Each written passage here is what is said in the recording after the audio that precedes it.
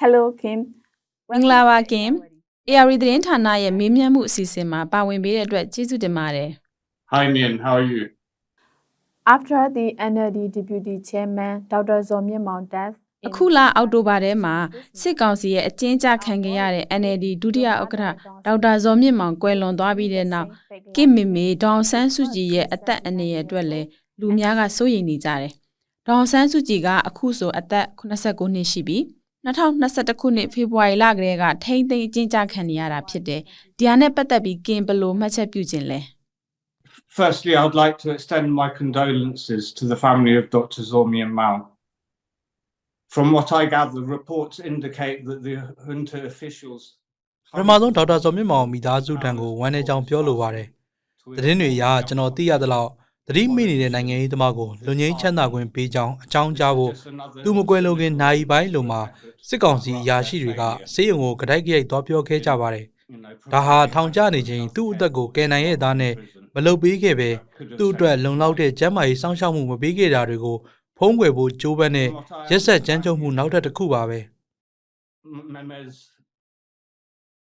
ကျွန်တော်နားလည်သလောက်မိမိရဲ့ထောင်ထဲကအခြေအနေတွေကစိုးရွားနေတယ်။ဒါကြောင့်သူ့မှာဘာတွေဖြစ်နေလဲဆိုတာကျွန်တော်အယမ်းစိတ်ပူတယ်။အာနာသိန်းကလေးကအနည်းဆုံးလူပေါင်း2000ခန့်ဟာစစ်တပ်ထိန်းသိမ်းထားစဉ်သေဆုံးခဲ့ရပြီးအဲ့ထဲမှာအမျိုးသမီး125ဦးနဲ့ကလေး88ဦးပါဝင်ပါတယ်။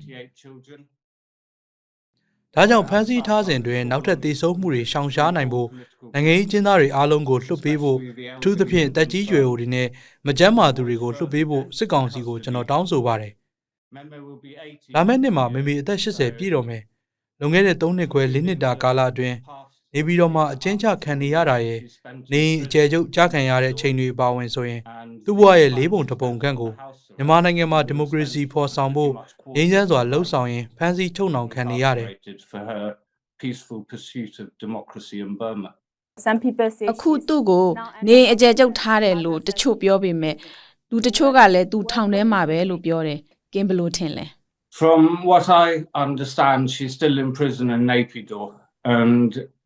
essentially ကျွန်တော်နားလည်ထားသလောက်ကမိမိကိုနေပြည်တော်ကထောင်ထဲမှာပဲထားတယ်။ပြောရရင်သူ့ကိုတိုက်ပိတ်ထားသလိုလို့ပြောရမယ်။သူ့ကိုတခြားအကျဉ်းသားတွေနဲ့တွေ့ခွင့်မပေးဘယ်ဧည့်သည်မှနဲ့လည်းတွေ့ခွင့်မပေးတာကြာပါပြီ။သူ့ရှင်းနေဖွဲ့ကိုတောင်တွေ့ခွင့်မပေးဘူး။သူ့ကျန်းမာရေးအခြေအနေမကောင်းဘူးဆိုတာကျွန်တော်သိတယ်။ I know that she has ongoing health concerns. you mentioned before သူ့ရဲ့သွားနဲ့ဂရင်ကျမ်းမာရေးထိခိုက်နေတာကိုကုသမှုမရဘူးလို့ကင်အရင်ကပြောခဲ့ဘူးတဲ့အခုချိန်ထိလည်းကုသမှုမခံရပဲဖြစ်နေနိုင်တယ်အဲ့ဒီတော့ She had ongoing dental problems and dizziness. မိမိကသွားနဲ့ဂရင်ဝေဒနာနဲ့မူးဝေတက်တာကိုစက်တိုက်ခံစားနေရတယ်။ကျွန်တော်ကြားသိရတဲ့သတင်းအနည်းငယ်ကနေနားလည်ရတာကမိမိဟာအယိုးပွားယောဂနဲ့နှလုံးဆိုင်ရာကျန်းမာရေးပြဿနာတွေကိုလည်းရင်ဆိုင်နေရတယ်။ So do you also ဒေါအောင်ဆန်းစုကြည်ရဲ့တခြားကျန်းမာရေးပြဿနာတွေနဲ့ပတ်သက်တဲ့နောက်ဆုံးအခြေအနေတွေကိုရောကြားရသေးလား That's all I've heard really, and it's hard to know what's true and what's not since none of the reports that come out are verified. အဲ့ဒါကျွန်တော်ကြားခဲ့သမျှအကုန်ပါပဲထွက်လာတဲ့ဘယ်သတင်းကိုမှအတိမပြုနိုင်လို့ဘယ်ဟာကမှန်လဲဘယ်ဟာကမှားလဲသိဖို့ခက်ပါတယ်နေပြည်တော်ထောင်မှာအကျဉ်းချခံရပြီးပြန်လွတ်လာတဲ့မိမိရဲ့အစိုးရလက်ထက်စီးပွားရေးအကြံပေးရှောင်းတန်းနဲ့ပြောတာကနေပြည်တော်ထောင်ရဲ့အခြေအနေဟာအရန်ဆိုးရွားလွန်းတဲ့ကြွက်တွေချင်းတွေစိုးထိုင်းတဲ့တိုက်ခန်းတွေနဲ့အပူလွန်ခဲတာတွေရှိတယ်မိမိရဲ့လက်ရှိကျန်းမာရေးအရာစိုးရိမ်ပူပန်စရာတွေနဲ့နေပြည်တော်ထောင်ကအခြေအနေတွေကြောင့်သူထောင်ထဲမှာကွယ်လွန်သွားမှာကိုကျွန်တော်အရန်စိုးရိမ်နေမိမိသာအဲ့ဒီလိုဖြစ်ခဲ့ရင်စစ်တပ်နဲ့မင်းအောင်လှိုင်တို့ကြောင့်ပဲသူတို့ဂရုစိုက်မှုမရှိလို့ပဲအမှန်တကယ်ကမိမိကဘယ်နည်းနဲ့မှထောင်ထဲမှာမရှိနေသင့်ဘူးသူ့ဘောဆွဆွဲချက်အားလုံးဟာလုံးဝအလိမ်ညာတွေပဲကျွန်တော်မိမိနဲ့တခြားနိုင်ငံရေးအကျဉ်းသားအားလုံးကိုလွှတ်ပေးဖို့မင်းအောင်လှိုင်ကိုကျွန်တော်ထပ်မံတောင်းဆိုတယ် So I again urge Min Aung Hlaing to release my mother and all other political prisoners. အပြည်ပြည်ဆိုင်ရာကြက်ချီနီကော်မတီ ICRC နဲ့ရောအဆက်အသွယ်ရှိလား Yeah, but ICRC have been denied access to Meme. ICRC ကိုမိမိအပါဝင်တခြားနိုင်ငံရေးအကျဉ်းသားအားလုံးနဲ့ပါတွေ့ခွင့်မပေးဘူးသူတို့ကိုမိမိနဲ့တွေ့ခွင့်ပေးပြီးသူ့အခြေအနေကိုအတည်ပြုနိုင်ခဲ့ရင်အနည်းဆုံးတစ်ခုခုတော့သိရနိုင်တာပေါ့ in January this year you received a letter from her ဒီနှစ်ဇန်နဝါရီလတုန်းကသူ့စီကစာတစောင်ကိုကင်ရခဲ့တယ်အဲ့ဒီနောက်ပိုင်းစစ်ကောင်စီရဲ့တရားဝင်လမ်းကြောင်းကနေရောနောက်ထပ်အဆက်အသွယ်ရသေးလား No, I haven't received anything. မရတော့ဘူးဘာမှမရဘူးအဲ့ဒီစာတစ်စောင်နောက်ပိုင်းဘာစာမှမရဘူးကျွန်တော်ကတခြားစာတွေနဲ့ထောင်ဝင်စာပစ္စည်းတစ်ထုပ်ပို့လိုက်ပြီးမယ်အဲ့ဒါတွေကိုမေရတယ်မရဘူးဆိုတော့ဘာအတီးပြုတ်ချက်မှကျွန်တော်မရဘူး Oh, how many of that? စာနဲ့ထောင်ဝင်စာပစ္စည်းပို့တာဘယ်နှခုလောက်ရှိပြီလဲ Well, there's been a number that have been sent. I don't know how many have actually got through. And I tried to send some from other members of the family as well, and they were all returned to me. So I know. ရင်ကဆိုစစ်တပ်ကနိုင်ငံရေးကျင်းသားတွေကိုအဲ့ဒီခွင့်စာနဲ့အဆက်အသွယ်ရခွင့်နဲ့ထောင်ဝင်စာပစ္စည်းတွေယူခွင့်ပြုတယ်လို့ပြောတယ်ဒါပေမဲ့ကျွန်တော်နောက်ဆုံးပို့လိုက်တဲ့ထောင်ဝင်စာပစ္စည်းရောစာရောကိုမိမိလက်ခံရရှိတဲ့အထောက်အထားကိုလက်ရှိအချိန်ထိကျွန်တော်မတွေ့ရသေးဘူး So far. နောက်ပြီးတော့စစ်တပ်ဟာထောင်ထဲကပြည်သူတွေကိုသူတို့မိသားစုတွေနဲ့မတွေ့နိုင်အောင်အရန်ခက်ခဲအောင်လုပ်ထားတာကျွန်တော်သိတယ်မိသားစုတွေထောင်ဝင်စာတွေ့နိုင်ဖို့ကိုတမင်ခက်ခဲအောင်စီးမြင့်တွေလှုပ်ထုံးလုံနည်းတွေလည်းသူတို့ချထားတယ် They've made such rules and regulations that it's actually still very difficult for people to visit their families. Yeah. When was ထောင်ဝင်စာပစ္စည်းထုတ်ကိုနောက်ဆုံးဘယ်တော့ကပို့ခဲ့တာလဲ It was about လွန်ခဲ့တဲ့3လလောက်ကလို့ကျွန်တော်ထင်တယ် until now, Thailand former foreign minister Don Pramod ထိုင်းနိုင်ငံရေးဝန်ကြီးဟောင်းဒွန်ပရာမုတ်ဝီနိုင်ကကင့်ရဲ့မိမိကိုထောင်ထဲမှာတွေးခွင့်ရခဲ့တဲ့မိသားစုဝင်မဟုတ်တဲ့တူးတဲ့သောပြင်ပကသူဖြစ်တယ်အဲ့ဒါက2023ခုနှစ်ဇူလိုင်လမှာပေါ့နော်ကင့်ရဲ့မိမိအကြောင်းသိရအောင်သူ့ကိုဆက်သွယ်ခဲ့သေးလား No, I didn't. His reported statement after the junta arranged meeting with Meme was limited to the fact မဆက်သွယ်ဘူးစစ်ကောင်စီအစီအစဉ်နဲ့မိမိကိုတွေးဆုံပြီးရနောက်သူ့ရဲ့ကြီးညာချက်ထဲမှာမိမိဟာစိတ်ပိုင်းရုပ်ပိုင်းကျမ်းပါတယ်တွေးဆုံဆွေးနွေးရေးကိုအားပေးတယ်ဆိုတာလောက်ပဲပါပါတယ်မြန်မာစစ်တပ်ကဒေါ်လာအင်အားစုတွေကိုအနိုင်ယူဖို့စ조사နေတာအခုအနားယူသွားတဲ့ထိုင်းနိုင်ငံသားရေးဝန်ကြီးဟောင်းကမြန်မာစစ်ကောင်စီနဲ့ခိုင်မာတဲ့ဆက်ဆံရေးရှိပြီးအမာခံထောက်ခံတဲ့ထိုင်းစစ်တပ်ကြောထောက်နောက်ခံပြုထိုင်းအစိုးရဦးဆောင်သူတူဖြစ်ခဲ့တယ်သူ့ရဲ့ခီးစဉ်နဲ့မြန်မာစစ်တပ်ကိုချစ်ကြည်ရင်းနှီးပုံရတဲ့ဟန်ပန်တွေဟာအာဆီယံဒေသအတွင်းမှာအငင်းပွားစရာအများအပြားဖြစ်ခဲ့စီပြီးမြန်မာအချက်တဲကိုဖြည့်ရှင်းဖို့အာဆီယံရဲ့အားထုတ်မှုတွေကိုလည်းထိခိုက်စေခဲ့ပါတယ် so သူကမိမိကိုတွေးခဲ့တယ်လို့ပြောပေမဲ့အဲ့ဒီလိုတွေးခဲ့တော့ကဘာတွေတကယ်ပြောခဲ့တယ်ဆိုတာကိုအတည်ပြုနိုင်စရာဘာမှမရှိဘူးအဲ့ဒီဝန်ကြီးပြောတယ်ဆိုပြီးထွက်လာတဲ့သတင်းတွေကလည်းတော်တော်မဖြစ်နိုင်ဘူးလို့ကျွန်တော်ထင်ပါတယ် he, the minister said, I think that's quite unlikely. in Myanmar, prison မြန်မာနိုင်ငံမှာကအကျဉ်းထောင်ရရှိတွေကဒေါ်ဆန်းစုကြည်လိုပဲနိုင်ငံရေးကျင်းသားတွေကိုထောင်ဝင်စာတွေ့ဖို့မိသားစုဝင်တွေကိုပဲခွင့်ပြုတယ် ကင်ကမိသားစုဝင်တယောက်အနေနဲ့သူ့ကိုထောင်ဝင်စာသွားတွေ့ချင်လား Yes, I would. I've been requesting to be allowed. ခွင့်ပြုရင်သွားတွေ့မှာပေါ့မိမိကိုသွားတွေ့ခွင့်ပြုဖို့ကျွန်တော်တောင်းဆိုနေတာတော်တော်ကြာနေပြီမိမိနဲ့အဆက်အသွယ်ရဖို့သွားရောက်တွေ့ဆုံမှုရဖို့ကျွန်တော်တောင်းဆိုမှုတွေကိုစစ်တပ်ကမတုံ့ပြန်ပါဘူးကျွန်တော်လိုပဲမြန်မာပြည်ကပြည်သူတွေဟာလည်းဒီလိုအလားတူအခြေအနေနဲ့ကြုံနေရတယ်လို့ကျွန်တော်ထင်ပါတယ်မြန်မာကကြော်ကြားတဲ့နိုင်ငံရေးအကျဉ်းသားတွေသာမကတာမန်အကျဉ်းသားတွေလည်းသူတို့ချစ်ခင်သူတွေနဲ့တွေ့ဖို့သူတို့ချစ်ခင်သူတွေဘာတွေဖြစ်နေလဲဆိုတာကိုသိဖို့အရန်ခက်ခဲနေမှာပဲ and to know what's happening to them. Daw San Suu Kyi used to be a towering figure in democracy. ဒေါ်ဆန်းစုကြည်ကဒီမိုကရေစီနဲ့လူ့ခွင့်ရေးလှုပ်ရှားမှုမှာဩဇာကြီးတဲ့ခေါင်းဆောင်ဖြစ်တယ်အခုသူ့ကိုလွှတ်ပေးဖို့နိုင်ငံတကာကတောင်းဆိုတာတို့သူ့အတွက်စိုးရိမ်ကြောင်းဖော်ပြတာတို့တိတ်မကြားရဘူးဘာကြောင့်လဲ Well, sadly, Burma doesn't attract the same geopolitical focus for the West as the wars in Ukraine or the Middle East, for example. The UN's humanitarian response. ဝန်ထဲစရာကောင်းတာကဥပမာပြောရရင်မြန်မာဟာအနောက်ပိုင်းအတွက်ယူကရိန်းစစ်ပွဲလိုရှေ့လယ်ပိုင်းစစ်ပွဲလိုပထဝီနိုင်ငံရေးအရအာရုံစိုက်မှုမခံရဘူးကုလသမဂ္ဂလူသားချင်းစာနာမှုတုံ့ပြန်ရေးစီမံကိန်းဟာရန်ပုံငွေလိုအပ်တာတဲ့85%လျော့နည်းနေပြီးလူသားချင်းစာနာမှုအစီအစဉ်အားလုံးမှာရင်းမြစ်အနည်းဆုံးဖြစ်နေတယ်စစ်တပ်ရဲ့ရက်စက်ကြမ်းကြုတ်မှုတွေကြောင့်လူပေါင်း3သန်းကျော်ပြည်တွင်းမှာနေရစွန့်ခွာနေရပြီး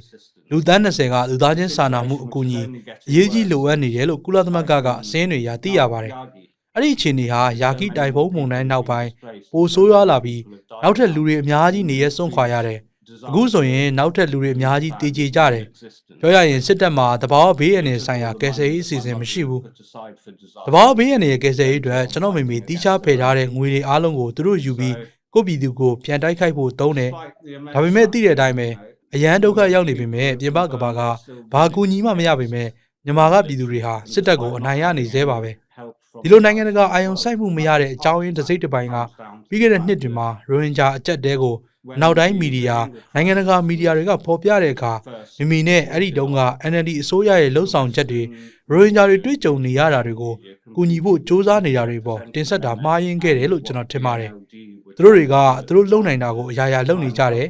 ဒါပေမဲ့အဲ့ဒါကိုနိုင်ငံတကာမီဒီယာကမဖော်ပြကြဘူးဒါကြောင့်မိမိရနေတဲ့ထောက်ခံမှုပေါ်ထိခိုက်ခဲ့ရတယ်အခုမြန်မာကတော်လှန်ရေးအင်အားစုတွေရနေတဲ့ထောက်ခံမှုကိုပါထိခိုက်ပါတယ်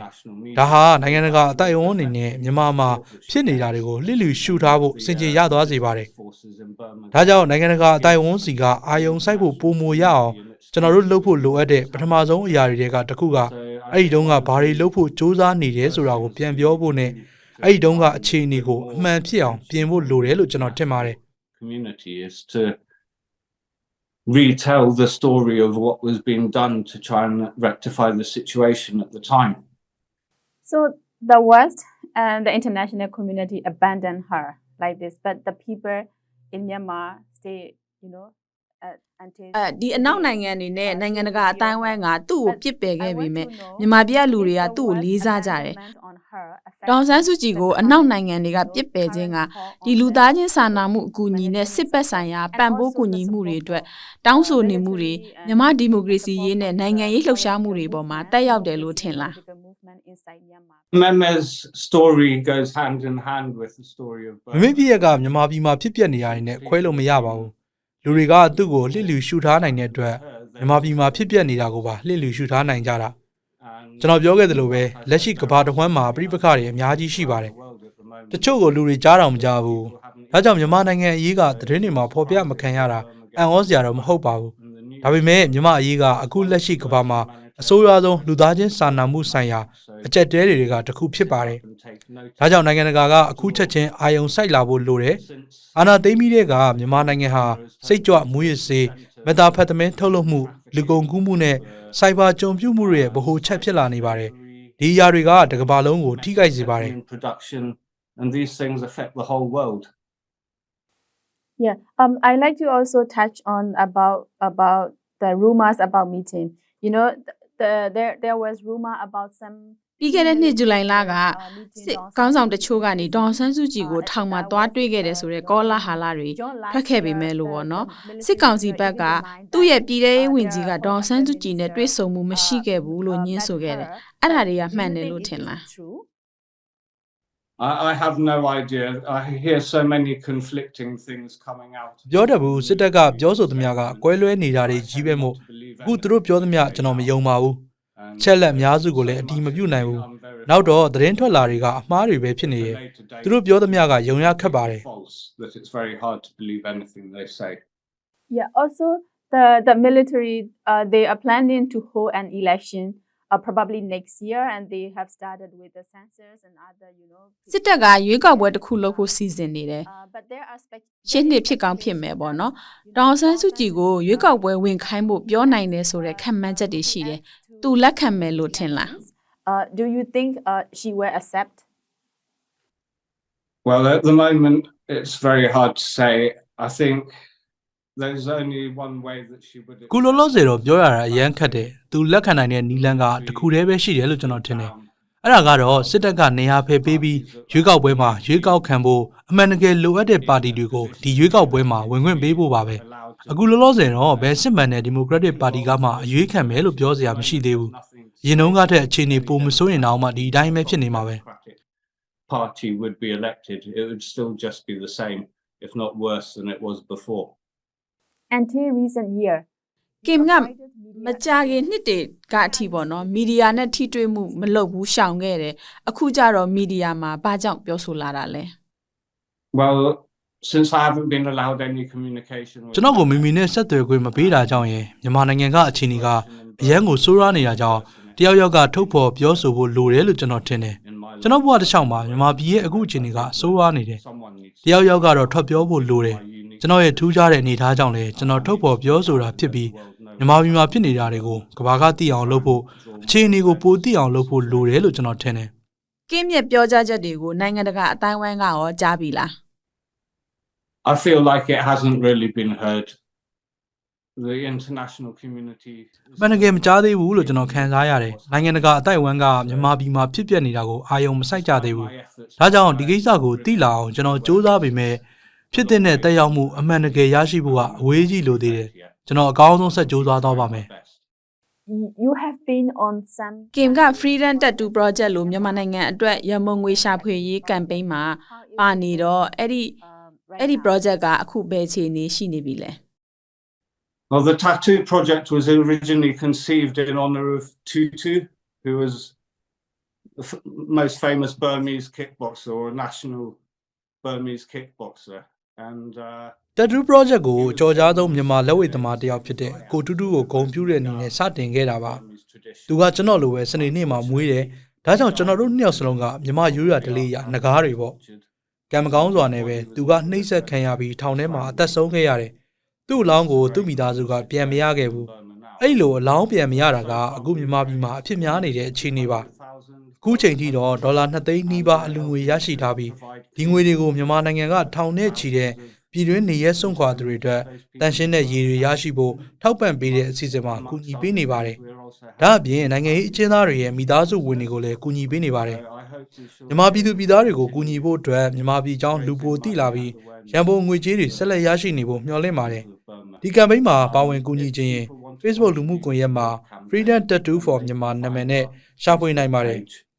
for Freedom Tattoo for Burma. Also, do you have any other like new campaign plan?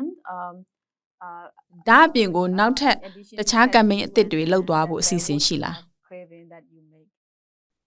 Yes. Well, next year being Meme's 80th birthday. ဟုတ်ကဲ့နောက်နှစ်ကမမေရဲ့အသက်80ပြည့်တဲ့မွေးနေ့ဖြစ်တဲ့အတွက်ကျွန်တော်တို့ campaign တစ်ခုလုပ်ပါမယ်ဒီ campaign ကိုလည်းအားပေးကြမယ်လို့မျှော်လင့်ပါတယ်နောက်နှစ် campaign ကနေလည်းမြန်မာအရေးကိုပိုသိလာအောင်လှုပ်ဆောင်နိုင်မယ်လို့မျှော်လင့်ပါတယ်နောက်ပြီးမမေနဲ့အခြားနိုင်ငံရေးအကျဉ်းသားအားလုံးလွတ်မြောက်လာတာကိုမြင်ချင်ပါတယ်ဒါဆိုရင်တိတ်ကိုကောင်းပါ You were apart from your mother for many years. ကင်ကအမေနဲ့နှစ်အကြာကြီးဝေးနေခဲ့တာနောက်ကင်ရဲ့ကလေးဘဝတုန်းကပဲဖြစ်ဖြစ်2021ခုနှစ်ဒီဒေါ်ဆန်းစုကြည်ထိန်းသိမ်းမချုပ်နှောင်မခံရခင်အထိပေါ့နော်သူနဲ့အတူတူရှိခဲ့တဲ့အမှတ်ရစရာအကောင်းဆုံးအချိန်ကိုပြောပြလို့ရမလား Well,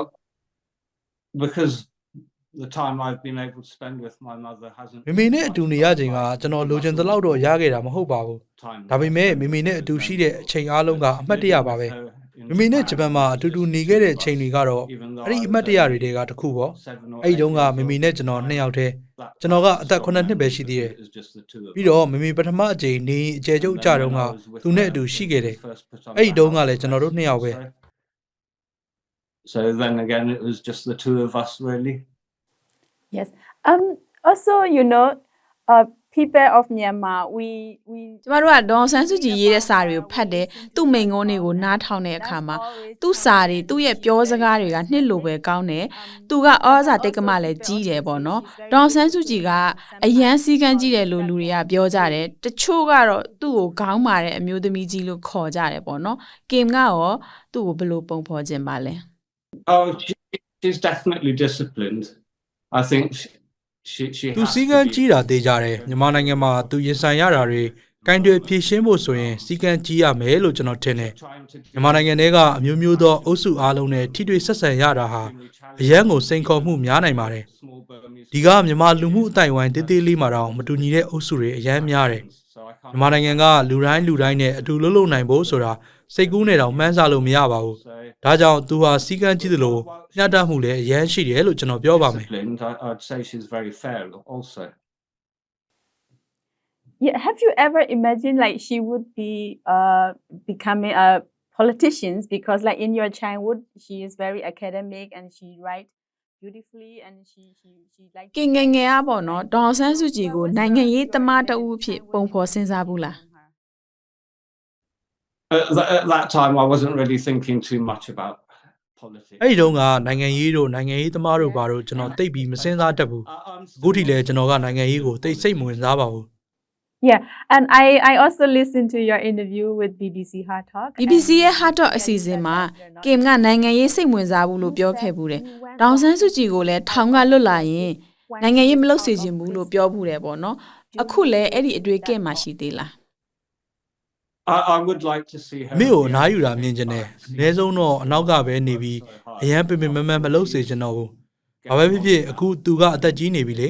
ဒါကြောင့်သူနည်းနည်းအနားယူလို့ရရင်ကောင်းပါပါ Dawn San Suu Kyi left the Burma and Myanmar. ဒေါန်ဆန်းစုကြည်ကမြန်မာနဲ့မြန်မာပြည်သူတွေကိုအရန်ချစ်တယ်လေ။အဲ့ဒီအတွက်သူ့ဘဝကိုမြှုပ်နှံထားတယ်။အခုလိုအရန်ခက်ခဲနေတဲ့အချိန်မှာသူနိုင်ငံရေးကိုကြောခိုင်းသွားမယ်လို့ထင်လား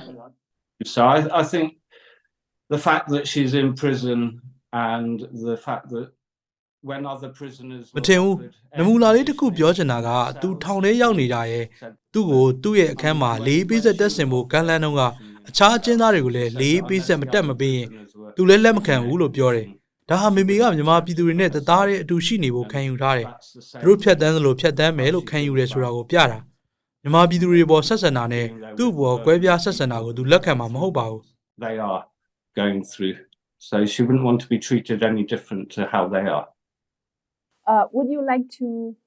give your message to the international community? နိုင်ငံတကာအတိုင်းဝိုင်းနဲ့စစ်ကောင်စီကိုဘယ်လိုသတင်းစကားပေးခြင်းလဲ Well, again, to the military junta, I would ask them to free my mother and all the political prisoners. စစ်ကောင်စီကိုထပ်ပြီးပြောရရင်တော့ကျွန်တော်မိမိနဲ့နိုင်ငံရေးကျင်းသားအားလုံးကိုလွှတ်ပေးပြီးမြန်မာနိုင်ငံကိုဒီမိုကရေစီနှီးကျရွေးကောက်ခံအစိုးရစီကိုပြန်အပ်ပါလို့ပြောရမှာပဲအဲ့ဒီလိုမှမလုပ်ရင်အ ਨੇ ဆုံးတော့မိမိကိုရန်ကုန်ကသူ့အိမ်မှာနေအကျယ်ကျုံနဲ့ထားပါအဲ့ဒီမှာဆိုရင်တော့အ ਨੇ ဆုံးတော့သူဘယ်မှာရှိတယ်ဆိုတာကိုကျွန်တော်သိရှိခွင့်ရပါပြီအဲ့ဒီလိုမှမလုပ်ရင်အ ਨੇ ဆုံးတော့ကျွန်တော်သူ့ကိုပုံမှန်သွားတွေ့ပြီးဆက်သွယ်ဖို့ခွင့်ပြုစေချင်ပါတယ်နိုင်ငံတကာအတိုင်းအဝန်ကိုတော့မြန်မာပြည်မှာဖြစ်ပျက်နေတာတွေကိုအာရုံစိုက်စေချင်တယ်ဒီအခြေအနေကိုကူညီဖို့သူတို့လုံနိုင်တာအများကြီးရှိတယ်ဆိုတာကိုသဘောပေါက်ပြီးသူတို့အစိုးရတွေတခုခုလှုပ်လာဖို့ဝိုင်းဝန်းကြိုးပမ်းပေးဖို့ရယ်မြန်မာနိုင်ငံမှာအတိတ်ပဲမဲ့တပ်ဖြတ်မှုတွေချက်ချင်းရအောင်လုပ်ဖို့တတ်နိုင်သမျှစ조사ပေးဖို့ပါပဲ to stop the meaningless slaughter that's going on in Burma right now. Thank you very much, Kim. And ကိုထိန်လင်းကျေးဇူးအများကြီးတင်ပါတယ်ရှင် Thank you.